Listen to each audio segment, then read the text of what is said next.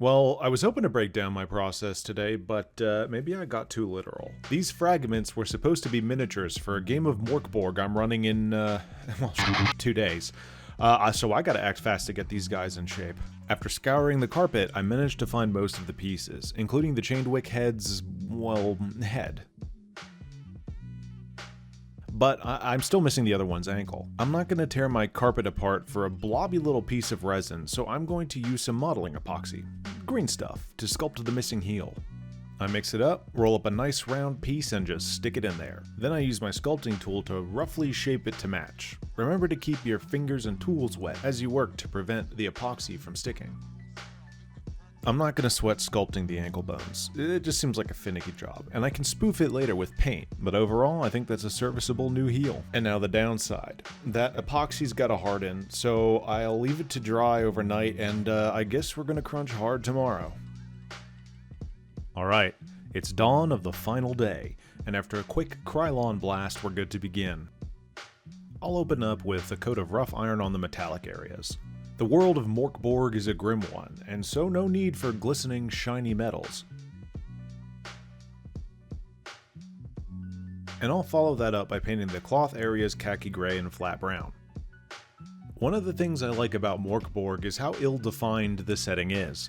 You, the players, are afforded a lot of flexibility in your world building. Aesthetically speaking, all we have of Wickheads to work with, say that 5 times fast, are 2 black and white sketchy drawings in the rulebook. So you can paint them anything from aqua to magenta if you wanted, but I'm settling for a nice dark blue. Vallejo Night Blue, to be specific. Now, as I paint it, I accidentally mix in some khaki gray off of the palette, and to be honest, I didn't hate it. It's taken on a greenishness that I dig. Quite the happy accident. So I'll paint all of their skin that way. Now, this is a good point to clean and tighten up a little bit. Mostly straps and belts and things. I keep the colors two-toned for the cloth, but try and make sure that the same colors don't touch. It's just time efficient, and that clock is still ticking. Beige brown on the weapon handles? Classic. Now I'll paint the stone tiles on the base a mix of military green and night blue. I need it dark, and I want it green, and mixing in that blue will help unite it with the rest of the mini. Now I'm going to paint the panels on the lanterns khaki gray to act as a foundation, and we're going to build more vibrant color over this later. It'll be easier over the khaki than the dark metallic color. Now I'm gonna start washing the mini, but as I do, I want to rant about this game for a minute. Mork Borg has landed itself in my top 5 tabletop games for several reasons, but here's what sticks out to me. As mentioned before, there are places, a handful of characters, and a handful of creatures defined as canon to the setting, but that's really it. Some of them have background, some of them have art, but the rest is up to you. I'm mostly GM, and I don't really like playing in well-tread and established settings with deep lore. I prefer my own make-em-ups, knowing that I'm not competing with years of canon. I love when a player asks an innocuous question that I don't know the answer to, so you have to make something up on the spot and just run with it. Do Wickheads speak? Yeah, sure, but their words come in the form of creaky door hinge noises. And then you just run with it. And now you're doomed to impersonate a rusty cemetery gate whenever the party asks their new mascot a question. That's the kind of morbid silliness Mork Borg seems to play well with. The game is mechanically simple, it's very easy to pick up, plus there's a ton of fun and interesting third-party content to plug into your game. Plus the aesthetic is dope. Anyway, I was painting a mini. What am I doing now? Oh, I'm just going back over the brown and khaki, hitting everything but the deepest recesses.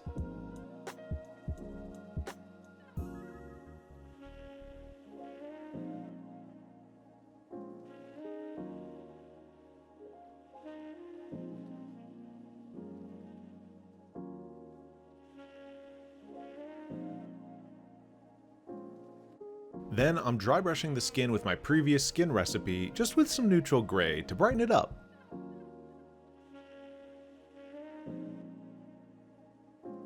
And I'll dry brush the leftover gray on my palette across the base too.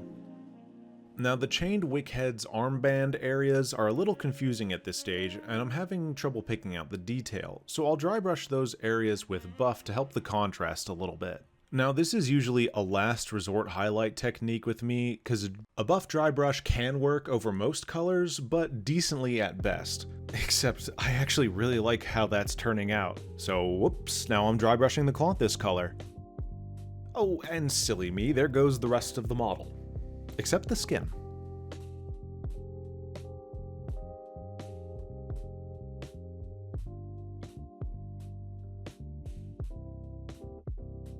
Which I'm gonna jump back over to now.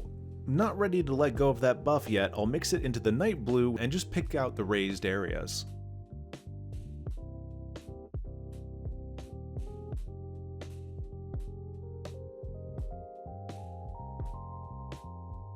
Then I mix in a little bit more buff and some glaze medium for another round on the skin.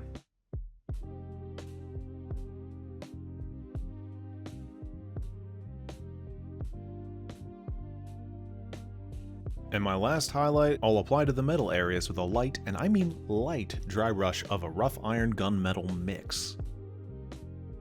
Alright, and so now we're going to add the focal points, the warm lantern glow. Thankfully, I recently got a paint set with a great warm color progression, which I have a full review of, by the way, link in the description. And I start with painting each panel bright orange.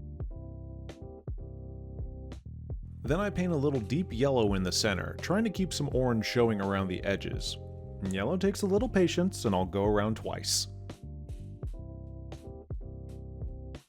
Very good, very good. And then I'll color the vertical parts of the lantern between the panels with a touch of rough iron mixed into black brown and clean those areas up. I went darker here than the rest of the metals to help the panels pop a little bit more, add some contrast.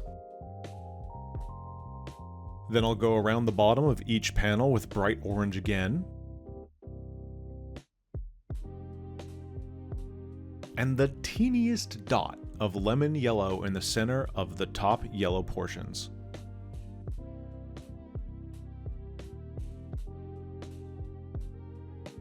Hell yeah, we did it. Thank the basilisks, I only had 2 of them to paint. But now it's the night of the last day and I have to get ready for bed, but I can sleep soundly knowing that I didn't have to bring these guys to the table unfinished or gray. What is it about my TTRPG minis and these last minute crunches, I swear.